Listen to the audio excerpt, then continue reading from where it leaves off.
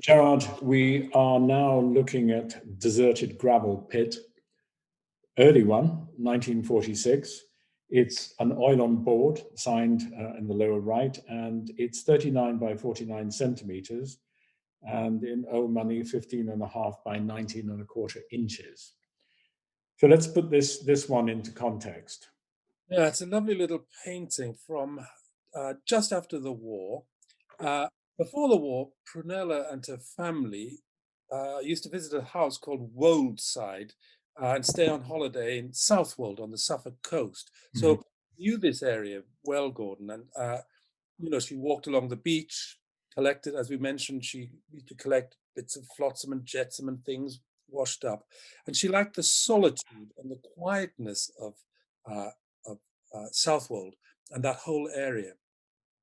And then at the beginning of the war, tubular scaffolding constructions had been built along much of Lowestoft and Blytheborough beaches. These are all as coastal defenses. Yeah, and so the tank defences there are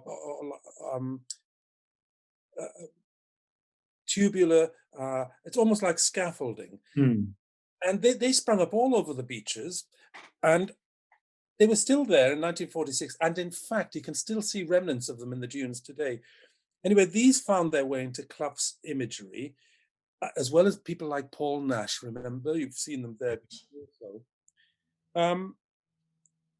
I think the painting is concerned with, if you like, barrenness, bleakness, abandonment, and it's very surreal, don't you think? Dreamlike quality to it. Yes, especially with the sun or the moon up at Yeah, the top right of the composition. that's right.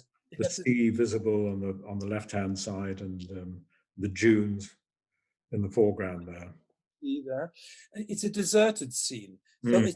it's a kind of memory of a previous presence in the landscape. And so, remember, this is a deserted gravel pit, and um, so we have the scaffolding there, and then in the bottom right, some piece of red, rusted, twisted metal, which Mhm. I don't know, might have been washed up. It might be part of some. Uh, As I said, probably part of the coastal defences just left behind there. exactly. Mm. But they've kind of replaced human presences, and it's I think Prunella, if we look at all her other things like bleached skulls on the beach and things like that, she's interested in natural decay, the passing of time, and how wind, rain, the elements, the sea, are rusting and crumbling these kind of remnants, or if you like, ghosts of man's previous presence in the landscape. And they do carry quite considerable force as presences in the composition for her. So I think it's quite a poetic uh, painting, With passing of time, elements of surrealism in it too, because the Surrealist show was 30s. in London, 1936. So there's still that haunting um, quality about it as well. I think it's about memory and passing of time. And in that sense, it's a kind of memento mori painting. Mm.